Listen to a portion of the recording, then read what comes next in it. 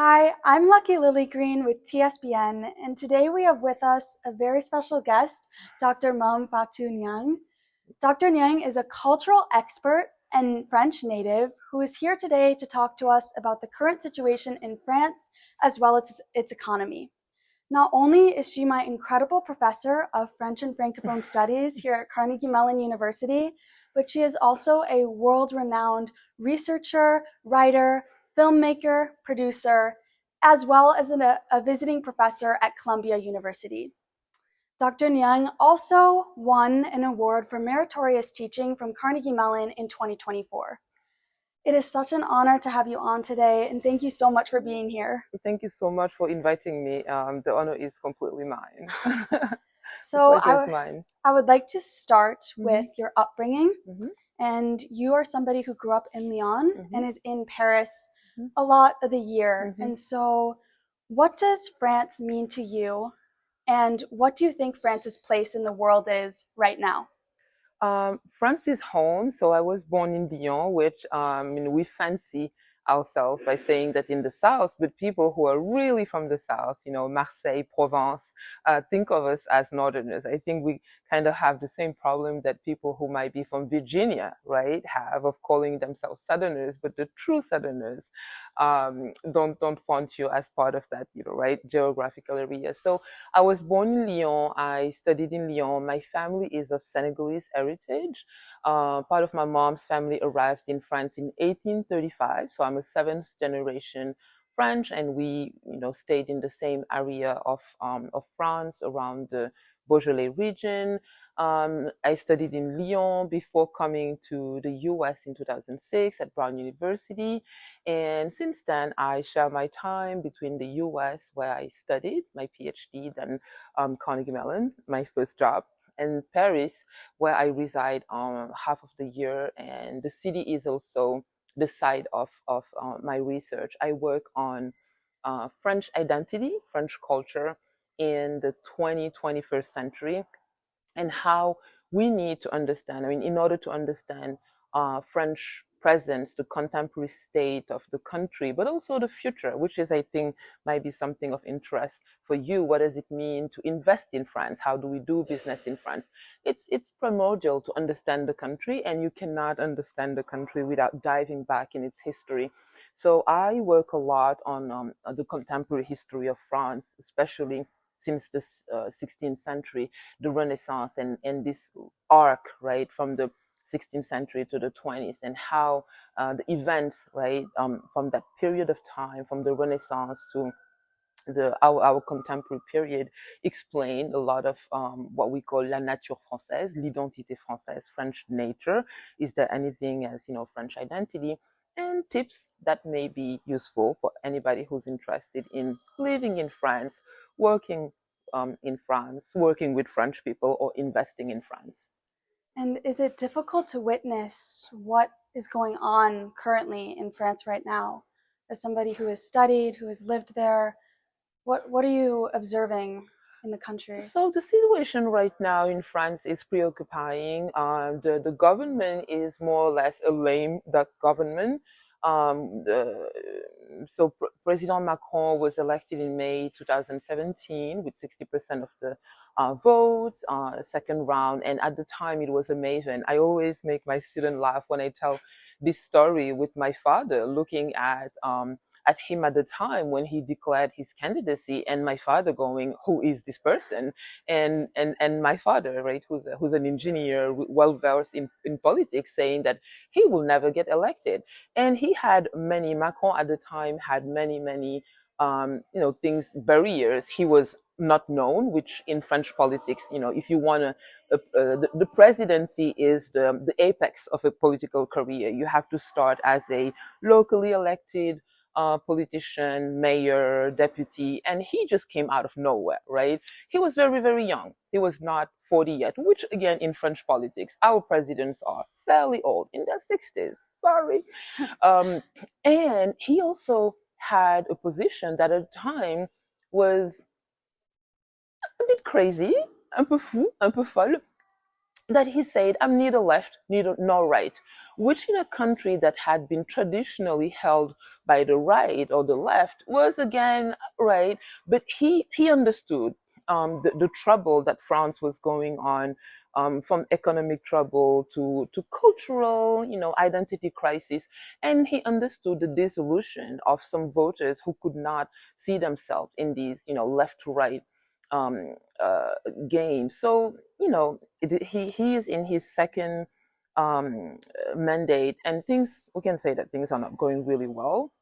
So last week, Paris and some cities in France were the theater of big clashes between workers, strikers, and the police. And today, as we are speaking right now, half of the schools in Paris are closed. Primary schools, high schools will be closed all day tomorrow. The prime minister had to leave Beirut 10 days ago after a vote of non-confidence was waged against him. We have a new prime minister who everybody calls Macron twins. And this choice for Macron signals for many political commentators maybe a panic, right? He appointed Sébastien Lecornu, who for many is his twin. I mean, it's almost as if he has appointed himself as prime minister, but it is not enough, and we have no idea what the future of this government is, because on both part of the aisle in parliament, members of the parliament from the right, the left, far right, far left, have just vowed that this government will go down. So the situation is preoccupying.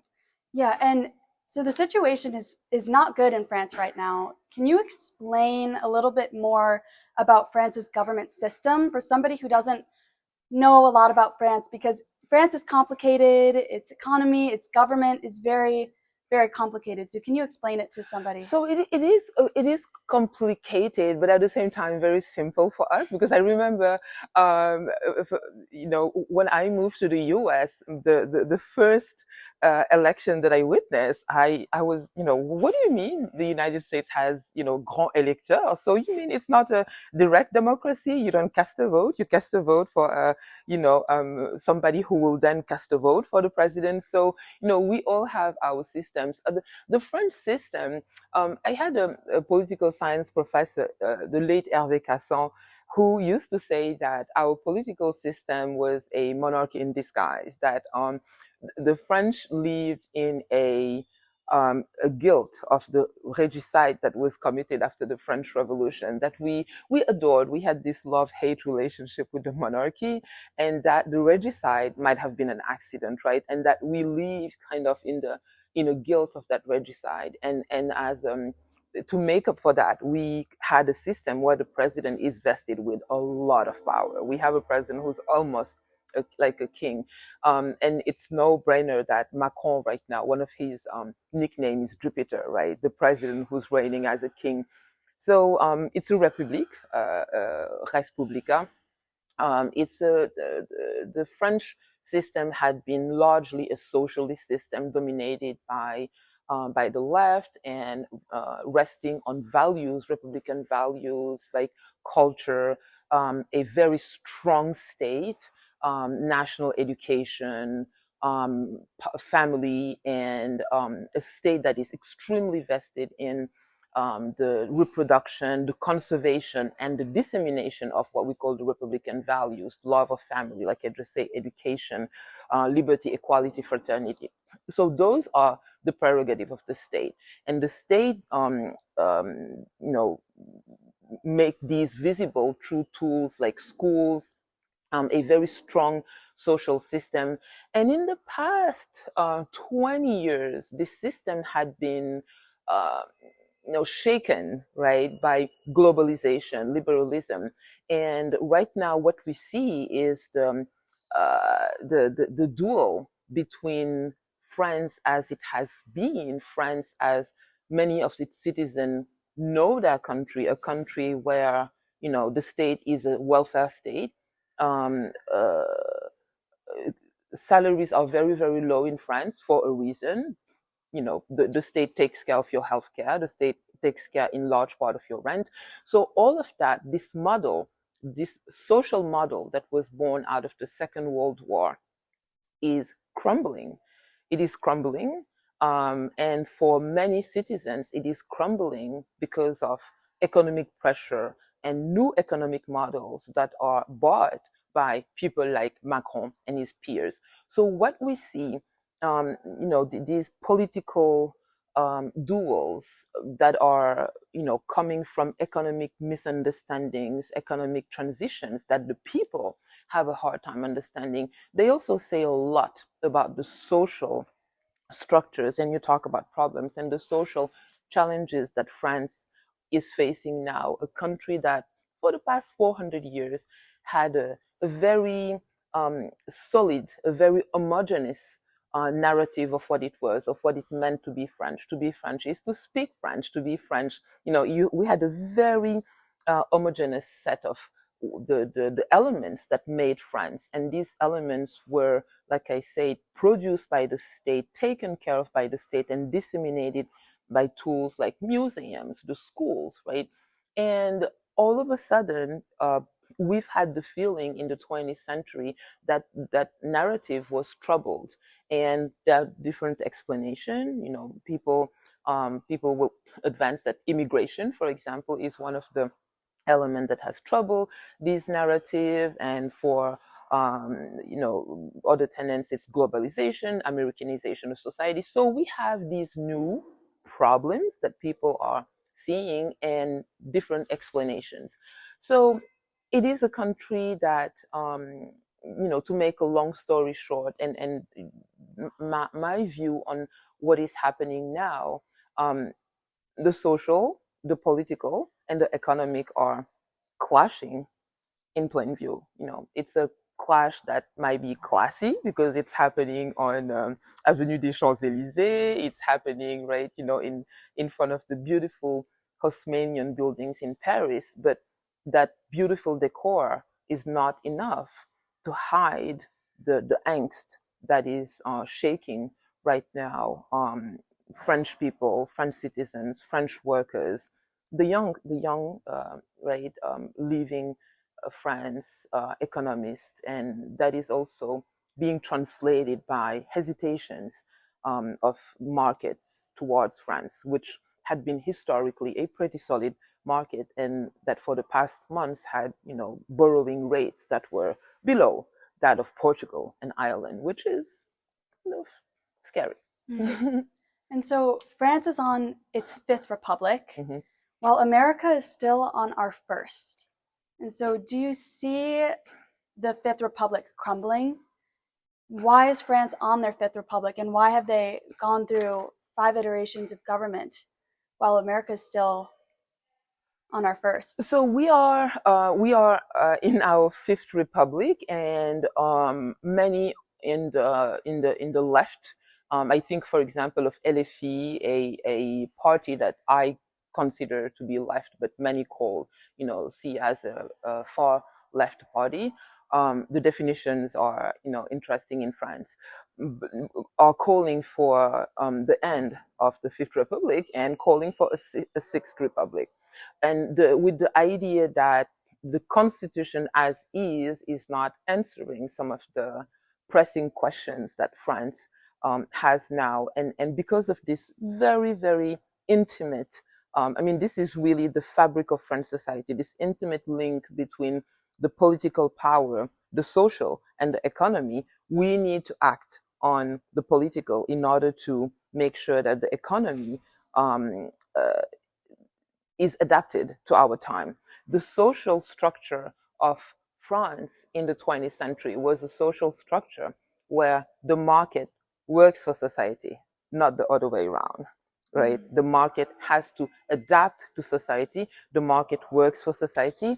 Profits are acceptable at the when basic needs are met, and that, for example, in the 20th century, that translated with major companies being state owned. For example, one example that I often give, SNCF.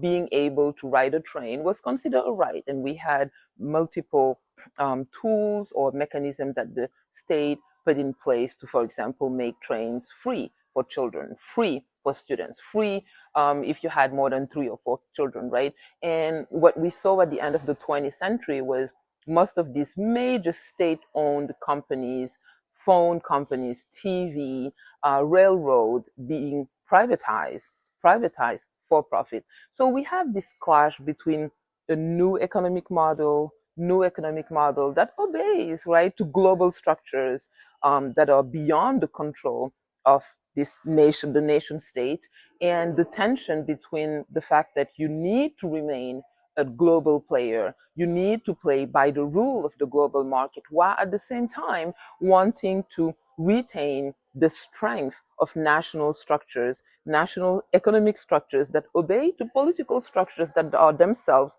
guided by social vision of what it is to take care of your citizens. So all of that are clashing.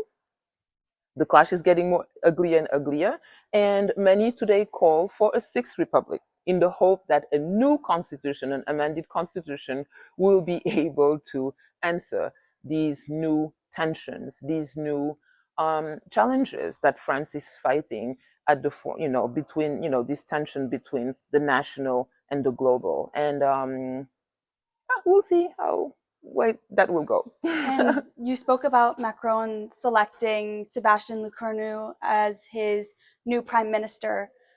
He is the fourth person to hold this position in the last 12 months. Yes. Do you see him helping France come to a resolution?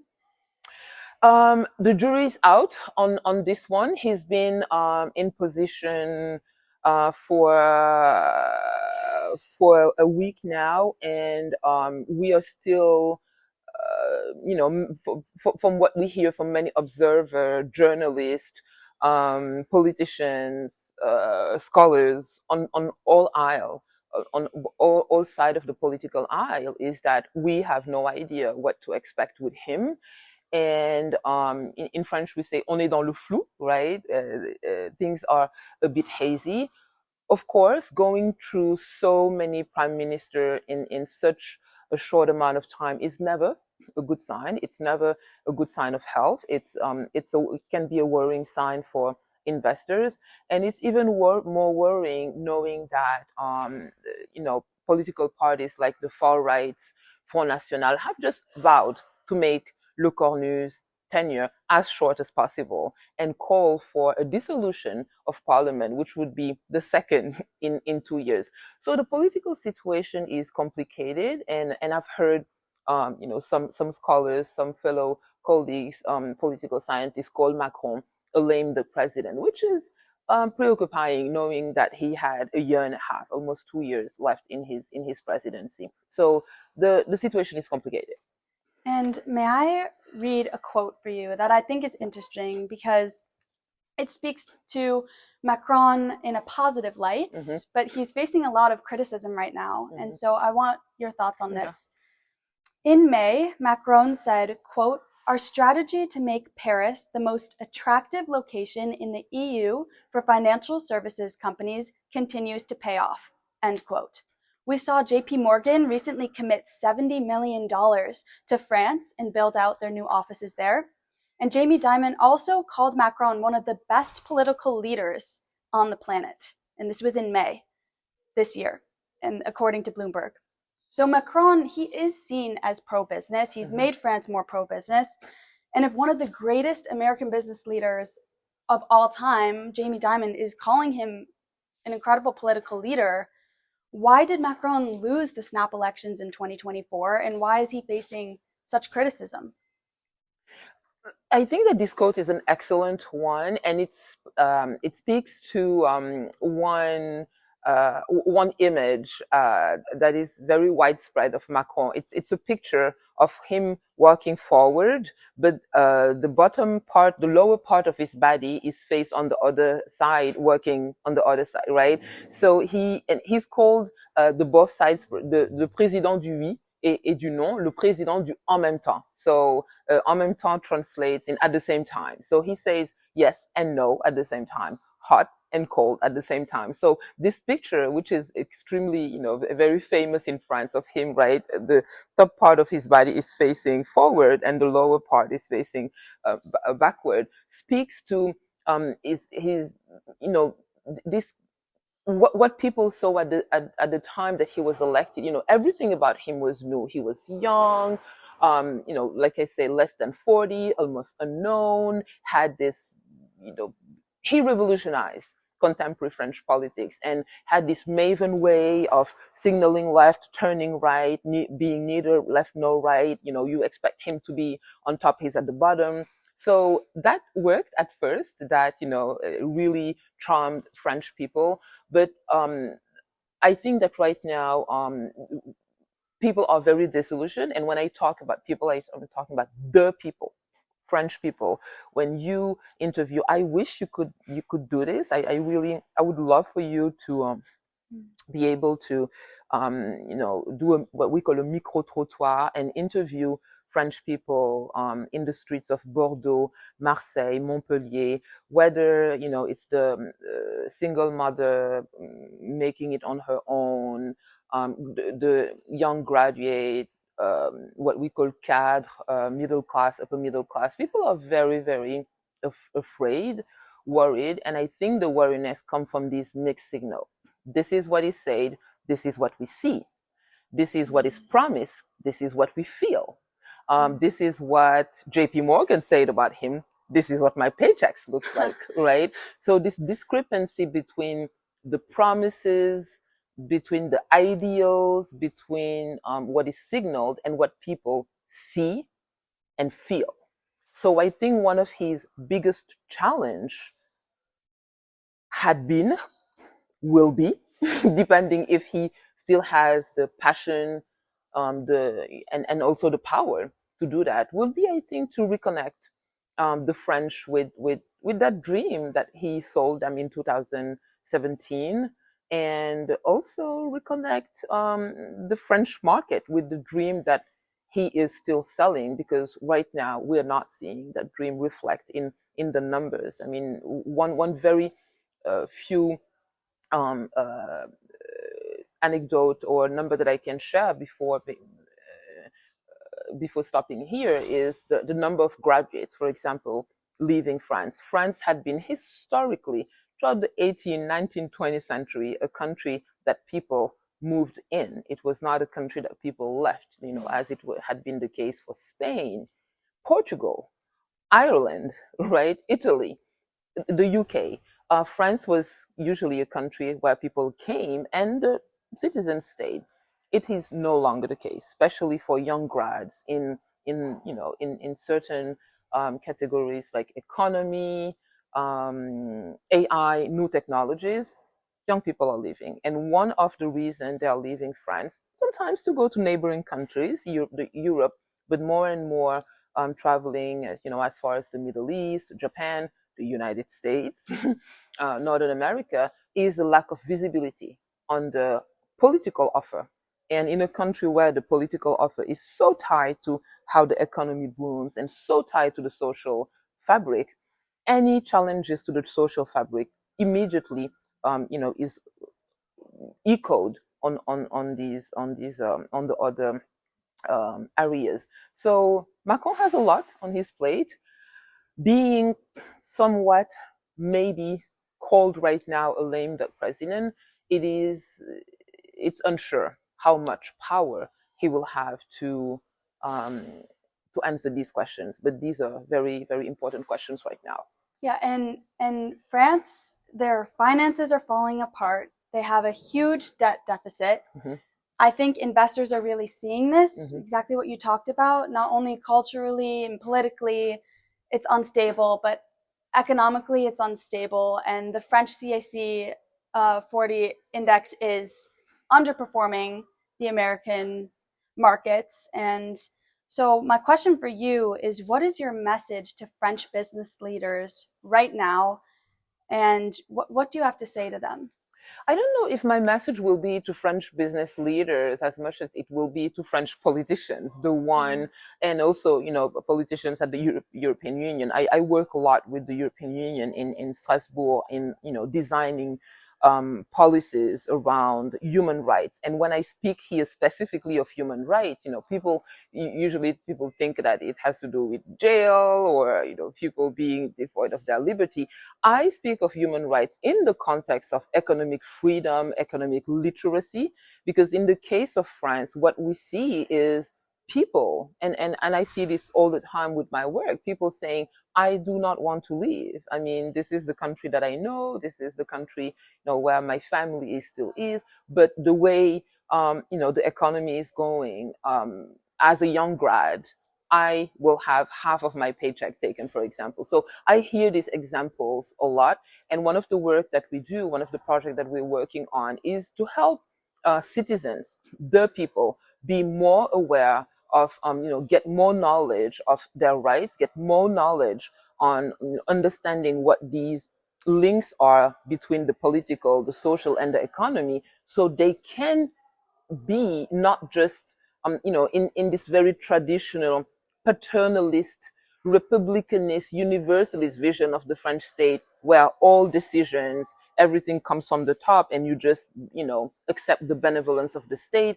We have to accept that we are in a new world where decision have to also decisions also have to happen in a democratic, and again, it's basic, going back to what democracy is, which is to listen to the voice of the people, listen to the desire, the angst. And right now, because the people feel like they're not being heard, they are left to, they feel like they have no other choice but to resort to being in the streets and make their voice heard there. So your question was, what can business leaders do? Get to know the people. I think here, and this is really, really where the bulk of my action is, key players had been businesses, states, right? And the way democracy is fizzling, not just in Europe, but we see, right, all over the world. I think that the missing piece had been to place back the people who are not just consumers in this circle of the economy, who are not just consumers for a market, but who are absolutely key players. And when we do that, when we replace that missing link back, we go back to the essence of what democracy is: power to the people. We go back to the essence of what the economy is, because before being about exchanges, market, money, trades, economy in the etymology is the way of the people, how people live. So that would be my last words. Um, Go back to listening to the people, to the base, to everyday people, and yeah, we'll see. Oh, wow. Well, thank you so much for Thank you, for thank you. joining us. This was a huge Merci honor. beaucoup. Merci, merci. I will put Dr. Nyang's contact information so you Yes. can find her. She's my true inspiration, is absolutely incredible. Thank you, thank you. And please come visit us. Come visit us in Paris, in Lyon, in Bordeaux. It's a country that has a lot to offer, that has been offering a lot. And I'm sure, this is it's the period is intense, a lot of uncertainties, but we've been through other bumps and survived them. So à bientôt, peut-être à Paris, à Lyon ou à Bordeaux. Merci beaucoup. Merci, merci.